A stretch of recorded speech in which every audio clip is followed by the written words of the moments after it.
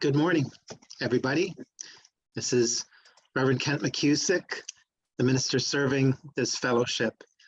My pronouns are he and him, and it's so good to see you all this morning as we gather from your homes and guests from out of town and wherever you are.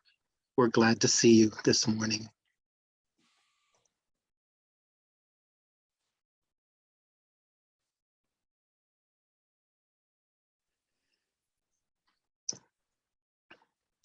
As we begin our service this morning, I want to be mindful that while we have a beautiful morning, which is a joyful thing, there's a lot of sadness in our state to the south of us with loss of neighbors, loss of life, loss of 30 or 40 homes.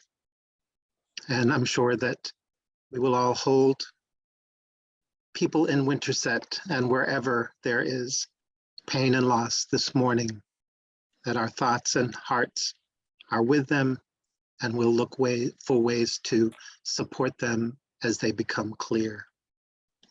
With that, let's have a moment of silence to begin our service.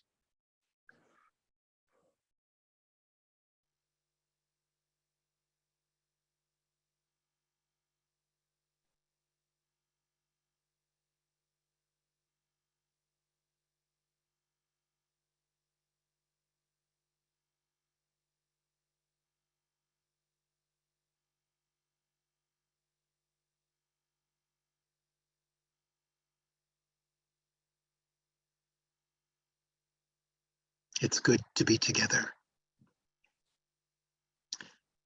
This morning, our service is called To Build a Bridge, and it gives me great pleasure to welcome as our guest minister this morning, the Reverend A.J. Galazin, who is the interim minister of Denton Unitarian Universalist Fellowship in Denton, Texas, which is very close to where James lives. I've actually been to Denton. It's a lovely university town. AJ grew up in Bloomington, Minnesota, and received his Master of Divinity from United Theological Seminary of the Twin Cities, and has served internships in Ashland, Wisconsin, and Ottawa, Canada. So welcome, Reverend Galazin. It's good to have you with us this morning. Thank you, Reverend Kent. Hello, everyone. I'm Reverend A.J. Galazin. I'm happy to be here with you today in your beautiful church nestled in the woods.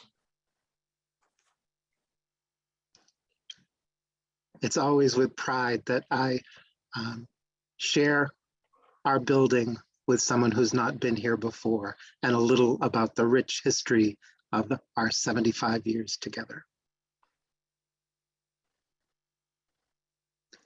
Our board welcome this morning is by Sam Ossie. Good morning and welcome. My name is Sam Ossie, and I serve on your fellowship board of directors.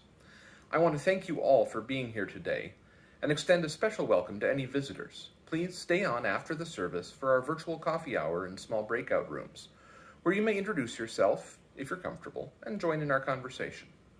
If you'd like more information about the fellowship, please sign the virtual guest book on our website, uufames.org, under the Visitors tab.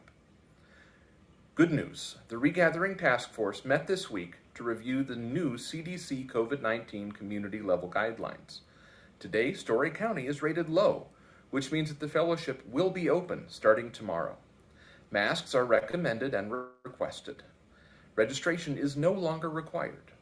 To begin, we will not serve coffee or refreshments or sing. Child care is not available yet.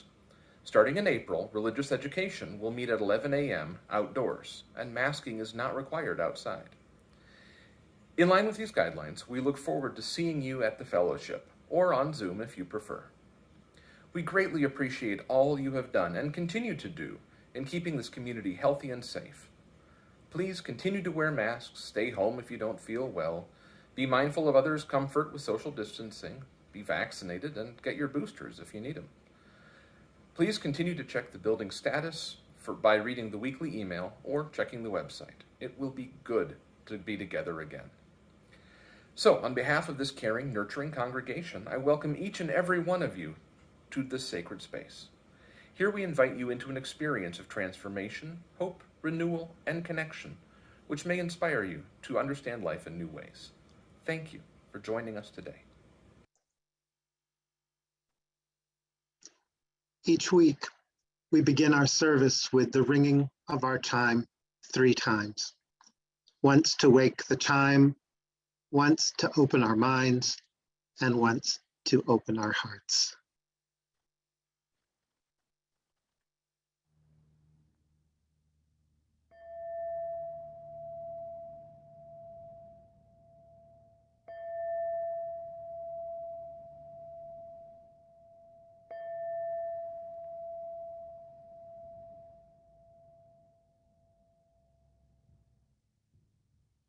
In the world of the driven, let us be drawn in. Let your love be a given, let us be drawn in. To imagine, to dream, to create, to redeem, for the sake of the living, let us be drawn in. Our chalice lighting this morning is by Kimberly Ann Tomczyk Carlson. It is not by chance that you arrived here today. You have been looking for something larger than yourself. Inside of you, there is a yearning, a calling, a hope for more, a desire for a place of belonging and caring. Through your struggles, someone nurtured you into being, instilled a belief in a shared purpose, a common yet precious resource that belongs to all of us when we share. And so you begin seeking a beloved community, a people that does not put fences around love, a community that holds its arms open to possibilities of love, a heart home to nourish your soul and share your gifts. Welcome home. Welcome to worship. Our opening song this morning is number 1051, We Are, by Dr. Ysaye Barnwell, which was performed by her and the UUA General Assembly Virtual Choir.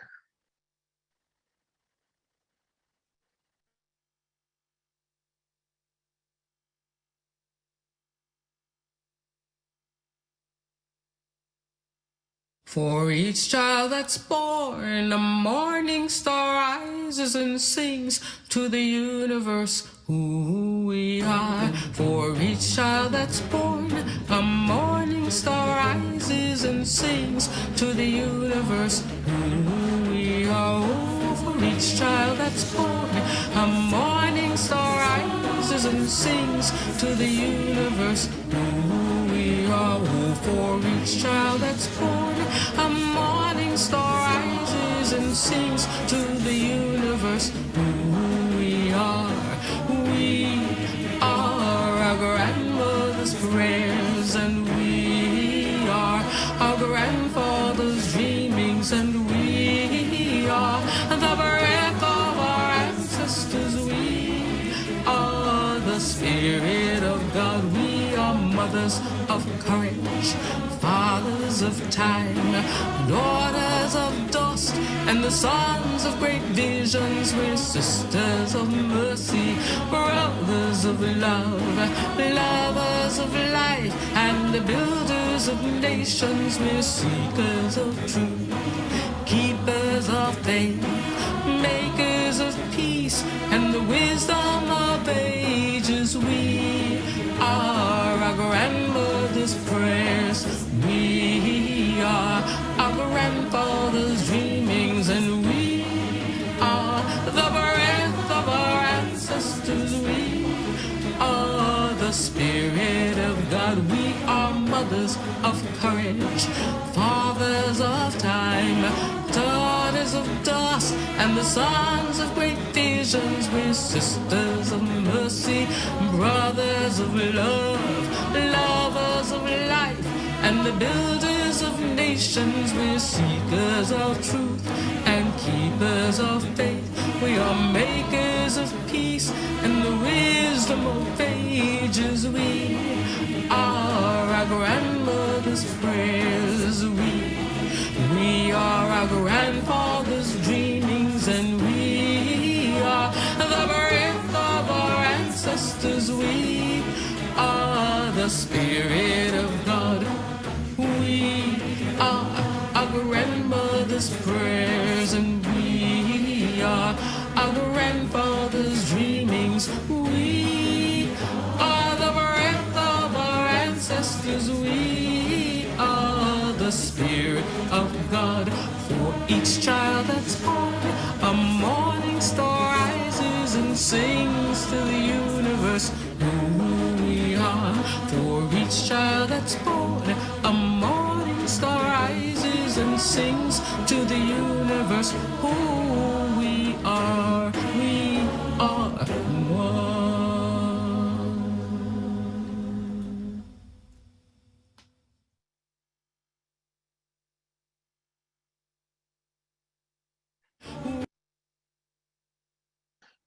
This morning, our time for all ages is Ruby Bridges Goes to School by Ruby Bridges. Ruby Bridges Goes to School, My True Story by Ruby Bridges. A long time ago, some people thought that Black people and white people should not be friends. In some places, Black people were not allowed to live in the same neighborhoods as white people. In some places, Black people were not allowed to eat in the same restaurants as white people. And in some places, Black children and white children could not go to the same schools. This is called segregation. The United States government said, segregation is wrong. People should live where they want. People should eat where they want. Children should go to school where they want.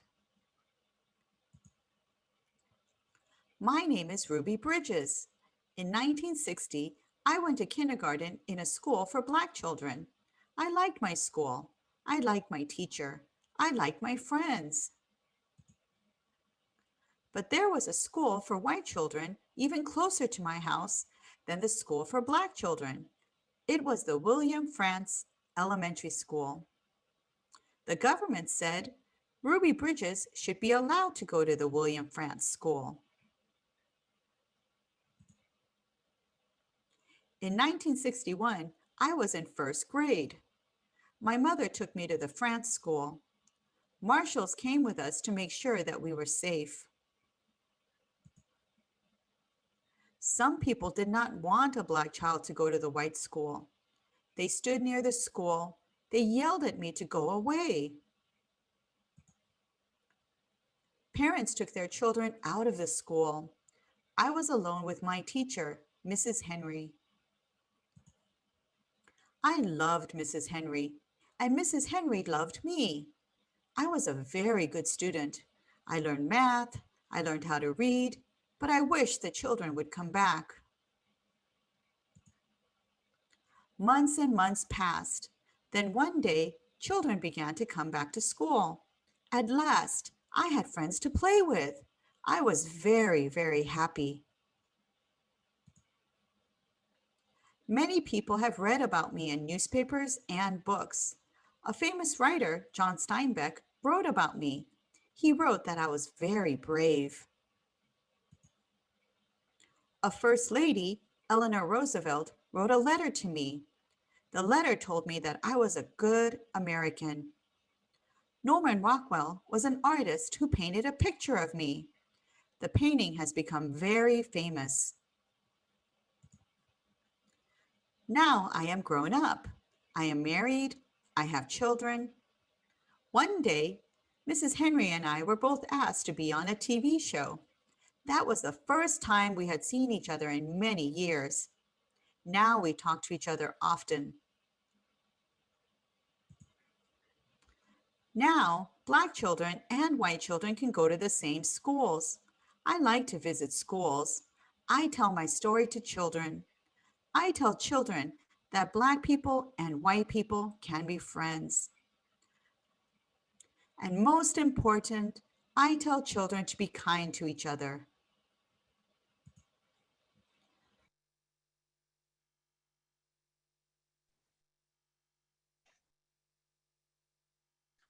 This month, the offertory recipient is the Community Academy Micro School, which you can learn about at their website, thecommunityacademy.org.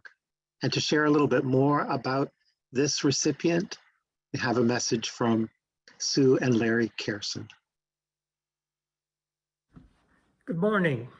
We are Sue and Larry Kerson. We're here to talk about this month's offertory recipient, the Community Academy.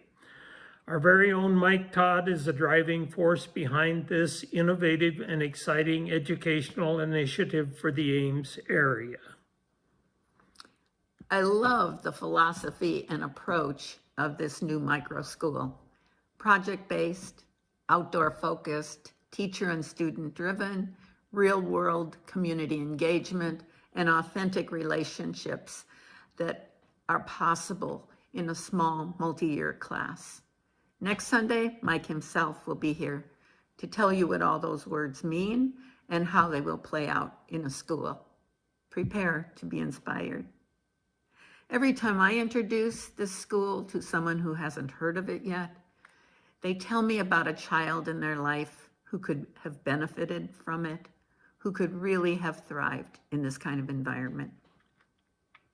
Your fellowship board is supporting the Community Academy by allocating 3 months of our Sunday offerings to them. This is a strong show of support. And Sue and I are all in. We're backing up our enthusiasm with the pledge of 100% match of all contributions the UUFA receives over the next 3 months. Here's your chance to make us pay and to give the Community Academy a big boost as it brings this dream to reality. Thank you.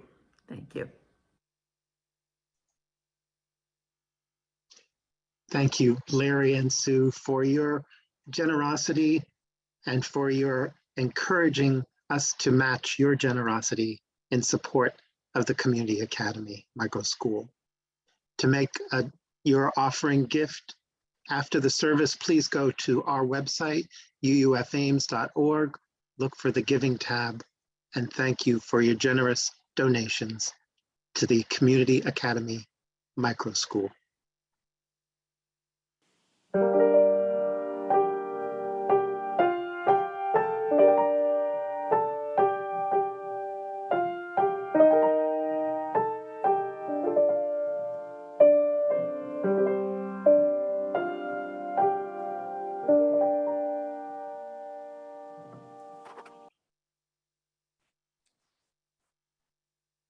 Will you join me now in a time of prayer and meditation?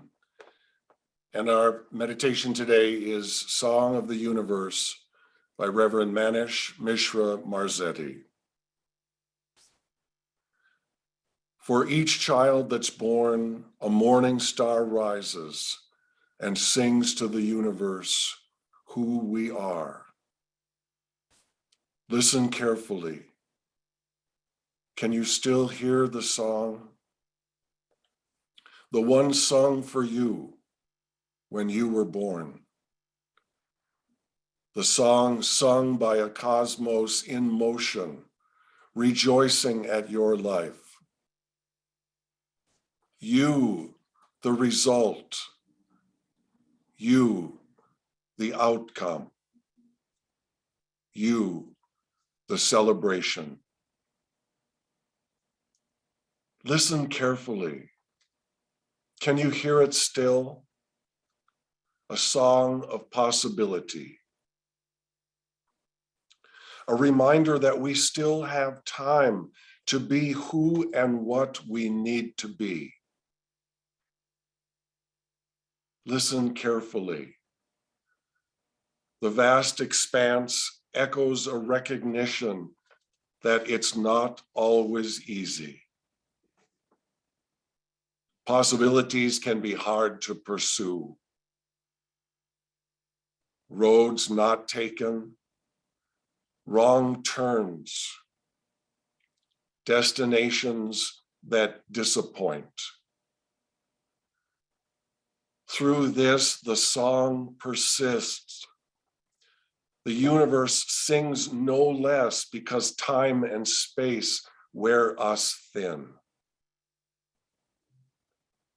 The music calls us to recognize our limitations, to recognize that the song is sung best with others. Here in community, bringing alive that most primordial and original impulse, the desire to sing to the universe who we are, to celebrate and share our lives with others. Amen.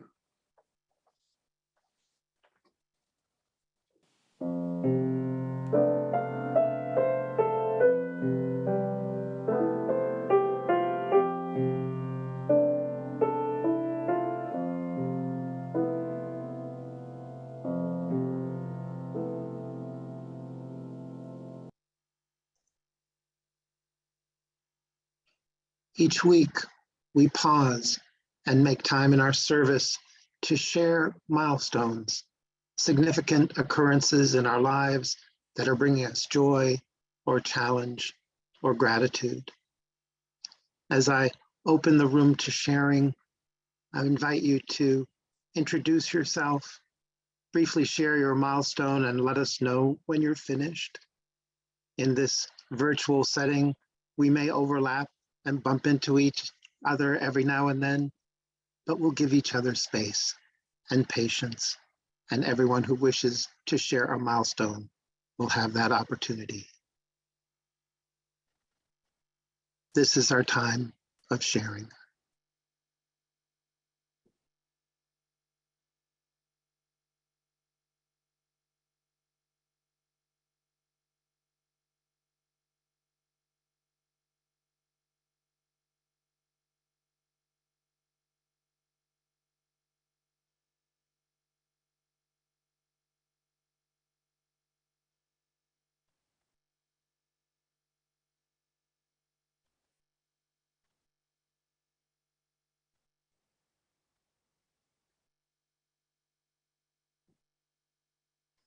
If there are no milestones to share aloud this morning, we'll continue.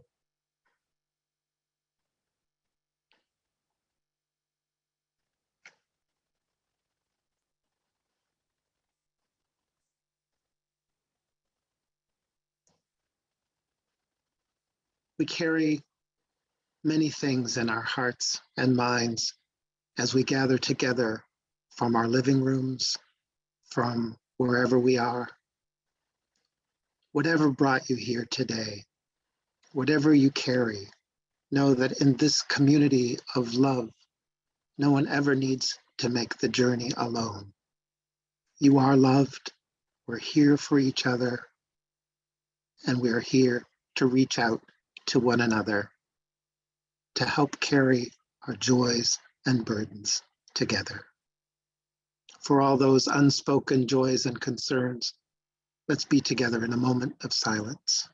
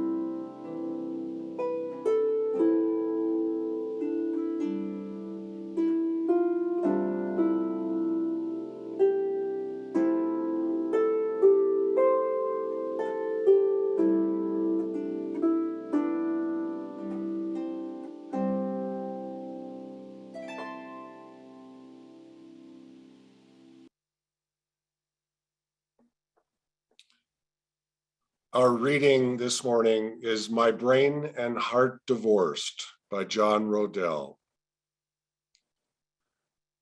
My brain and heart divorced a decade ago over who was to blame about how big a mess I have become. Eventually, they couldn't be in the same room with each other.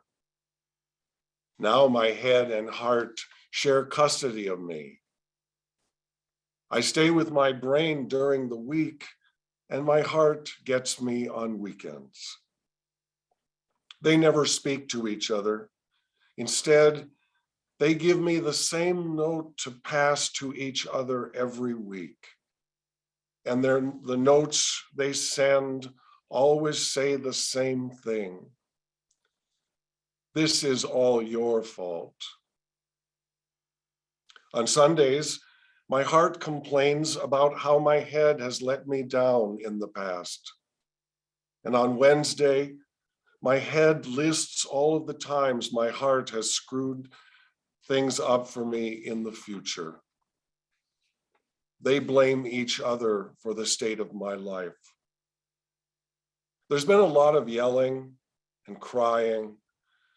So lately, I've been spending a lot of time with my gut, who serves as my unofficial therapist. Most nights, I sneak out of the window in my rib cage and slide down my spine and collapse on my gut's plush leather chair that's always open for me. And I just sit until the sun comes up. Last evening, my gut asked me if I was having a hard time being caught between my head and my heart. I nodded. I said I didn't know if I could live with either of them anymore. My heart is always sad about something that happened yesterday, while my head is always worried about something that may happen tomorrow, I lamented. My gut squeezed my hand. I just can't live with my mistakes of the past or my anxiety of the future. My gut smiled and said, in that case, you should go stay with your lungs for a while.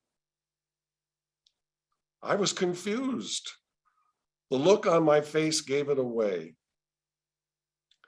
If you are exhausted about your heart's obsession with the fixed past and your mind's focus on the uncertain future, your lungs are a perfect place for you.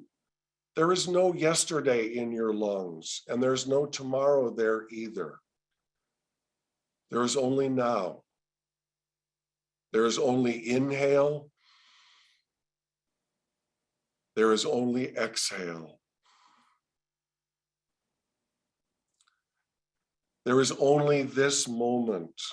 There is only this breath. And in that breath, you can rest while your head and heart work their relationship out. This morning, while my brain was busy reading tea leaves, and while my heart was staring at old photographs, I packed a little bag and walked to the door of my lungs. Before I could even knock, she opened the door with a smile, and as a gust of air embraced me, she said, "What took you so long?"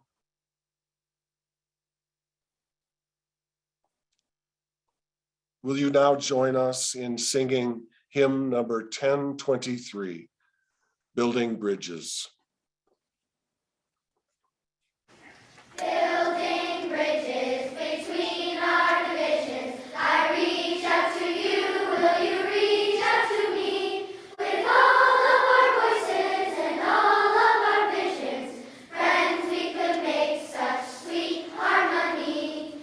Building bridges between our divisions. I reach out to you, will you reach out to me? With all of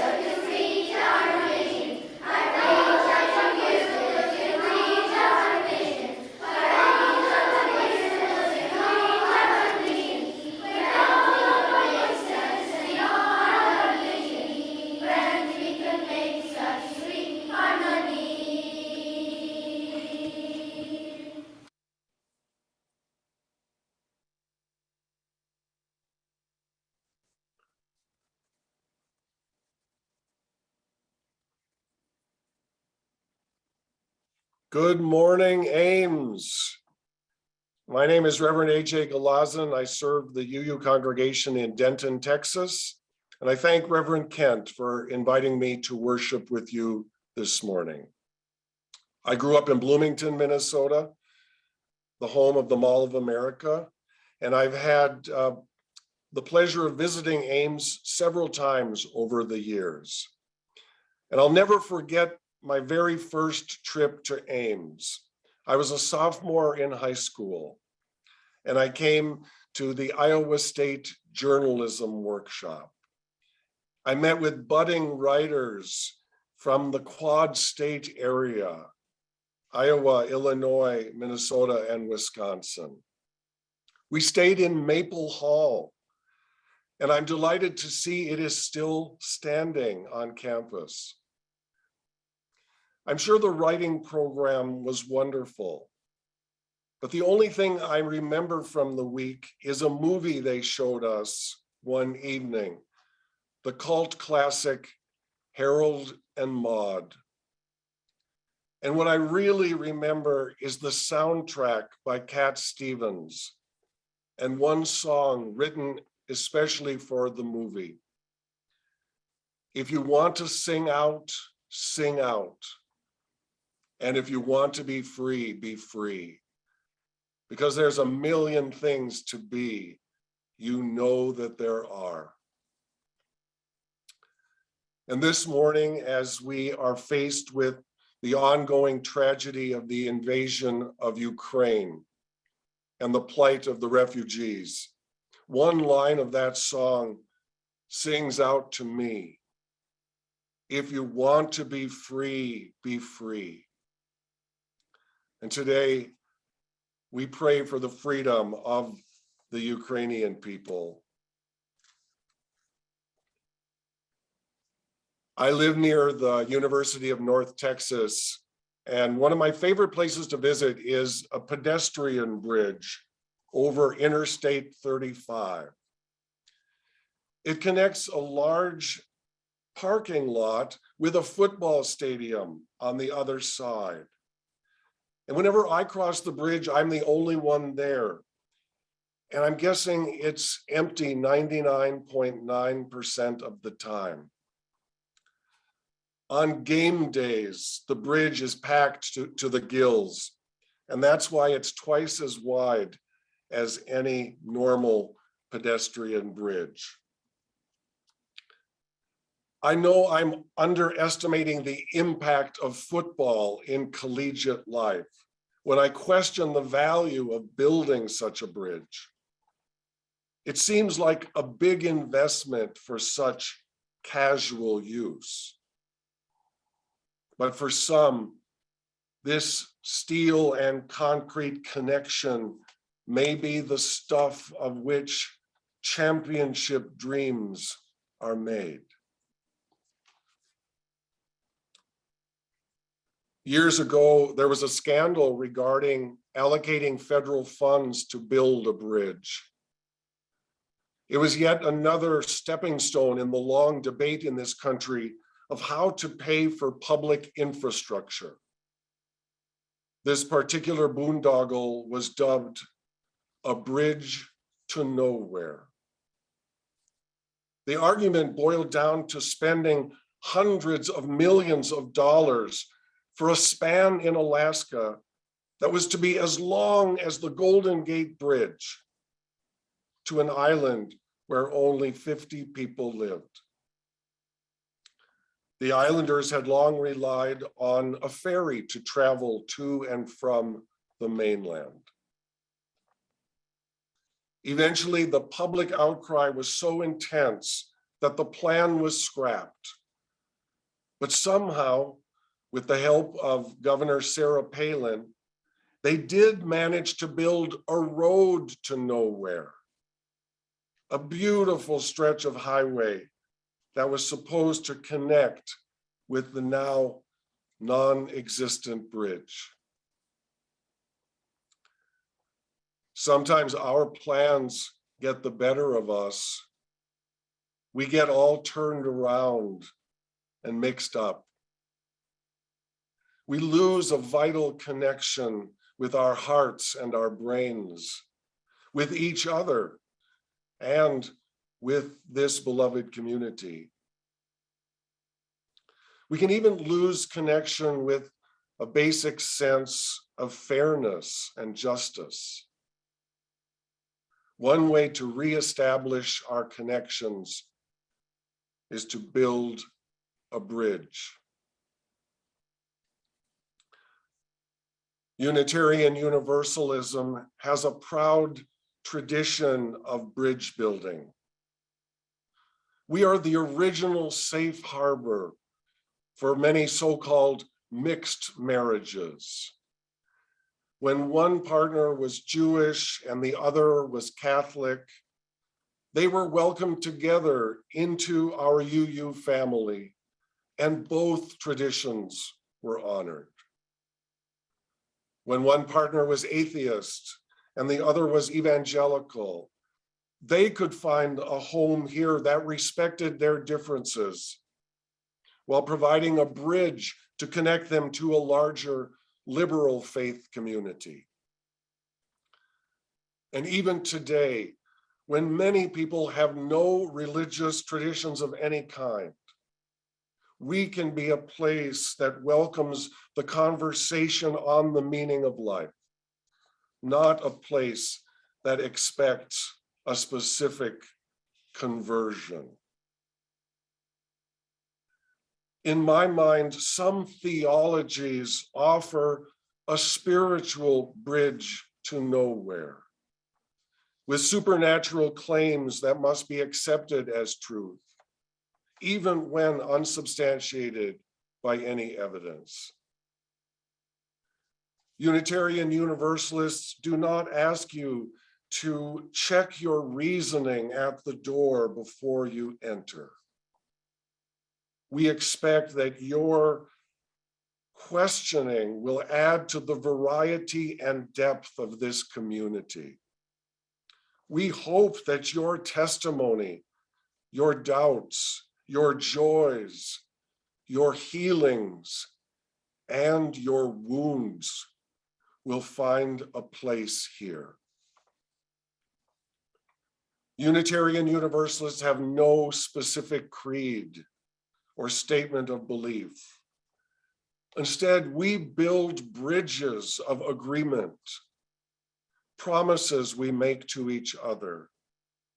We call these bonds our covenants. And we return to our covenants regularly to review how our relationships change over time and to set new goals for the future. For example, I am in covenant with my ministerial colleagues, like Reverend Kent.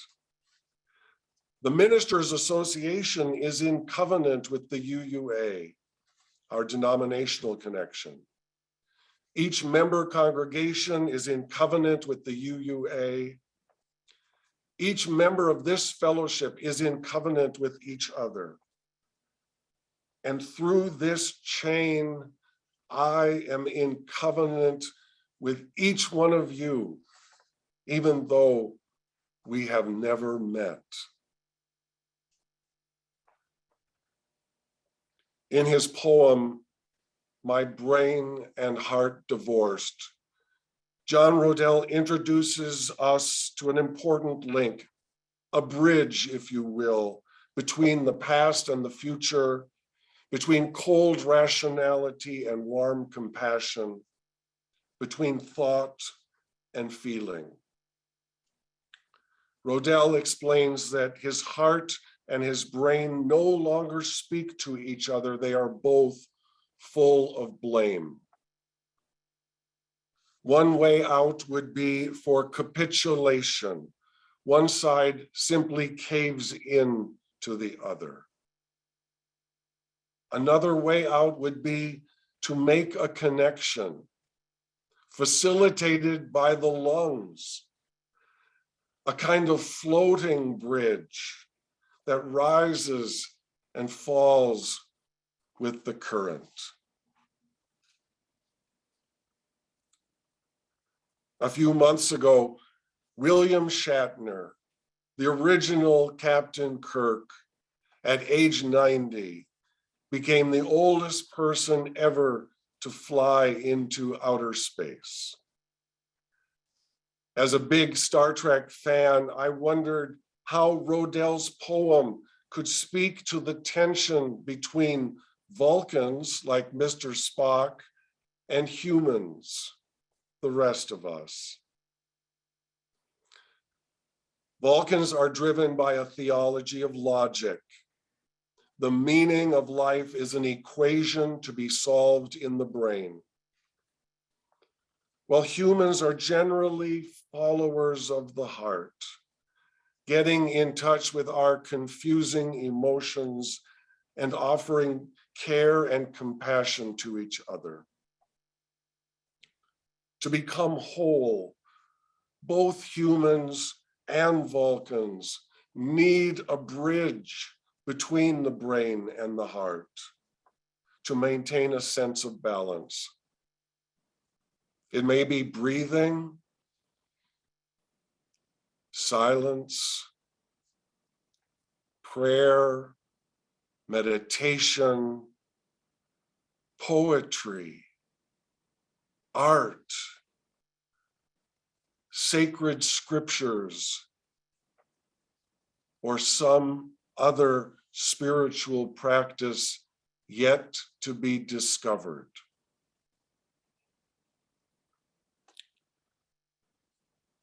On my forest retreat in northern Wisconsin, I have trout streams flowing through my property. But most of my land is on the other side of the streams. And wanting to know what I might find there, I took to bridge building straight away. My first bridge was built in the low season, and it washed down the river at the next spring flood. My second bridge was built at a higher level. It lasted a little longer, but again, it washed away. My third bridge was a swinging rope bridge, higher still. And you guessed it, it also washed away. So after years of thankless toiling, I felt defeated.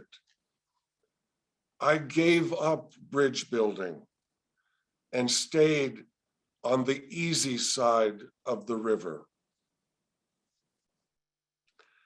And then one day, a large tree fell over the ravine in a perfect place. And in a flash, I imagined that fallen log as being the basis for a sturdy new bridge. I regained my confidence and built a bridge that has now withstood several seasons of the flood and opened new territory for me to explore. The only real bridge to nowhere is one that does not make a connection, any connection with both sides. I will never forget the day the 35W bridge collapsed over the Mississippi River in Minneapolis. I regularly traveled that section of highway. And the great irony is that the bridge was being repaired as it crumbled and washed away, and 13 people lost their lives. My past experience does not allow me to believe that any bridge will last forever. All bridges are subject to the forces of nature. All bridges must be built with respect for the environment, with sure footing on both sides. But all bridges are bridges to somewhere. Your assignment this week, should you choose to accept it, is to inspect the bridges in your life. The bridge between your brain and your heart. The bridge between your faith, what you hope and believe, and your doubt, what you wonder and question. The bridge that connects you with your friends and family. The bridge that keeps you in covenant with this beloved community. The bridge of engagement that keeps you coming back week after week.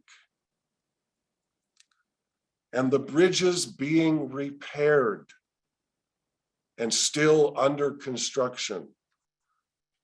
The bridges that will invite new seekers to this place as we all carry on the work of the people. May it be so, and amen. And would you join now in our closing song, 1064, Blue Boat Home.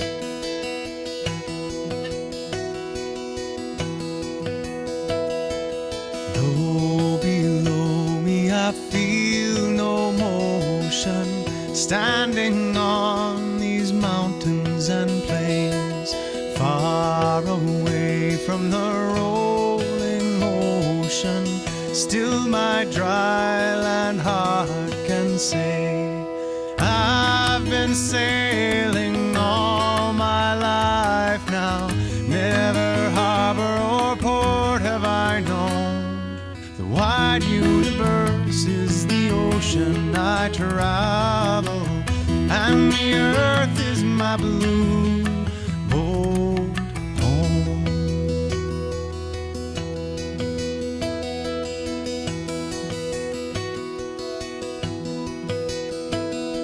Sun, my sail, and moon, my rudder, as I ply the starry sea, leaning over the edge in wonder, casting questions into the deep, drifting here with my ship's companions, all we kindred pilgrim souls, making our way by the lights of the heavens in our beautiful blue boat home.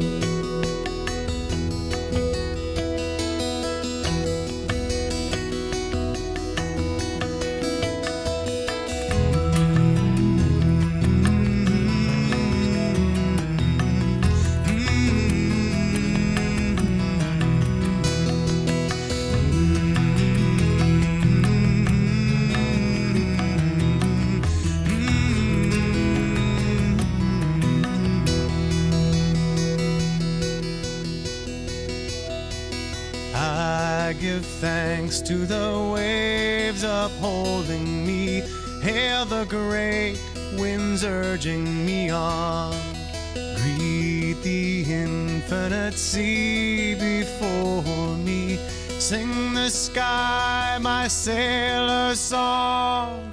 I was born upon the fathoms, never harbor or port have I known.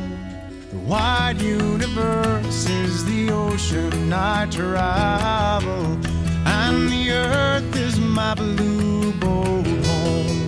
The wide universe is the ocean I travel, and the earth is my blue boat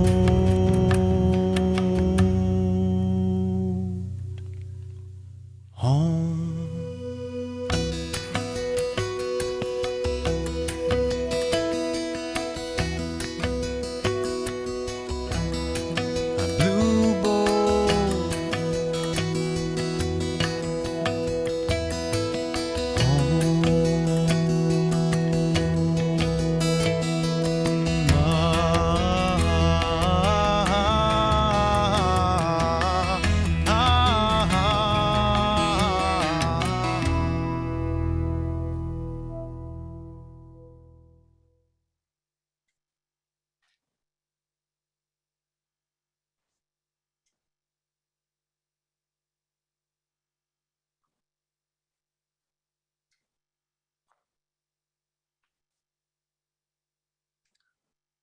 Watching the video reminded me I saw a rainbow last evening in Ames.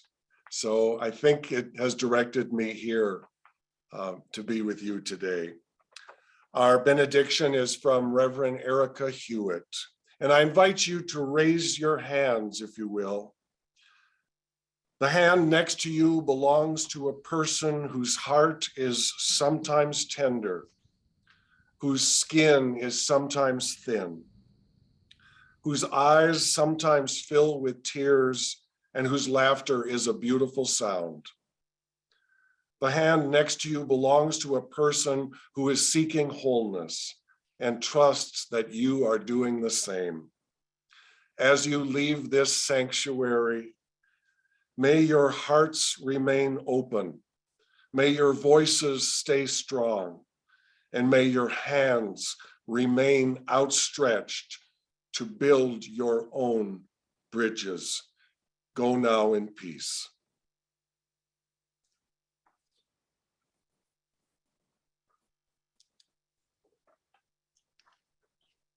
Thank you for joining us this morning, everyone, and special thanks to Reverend AJ for offering this wonderful service to us on this day. Thank you. It's been a pleasure having you with us today.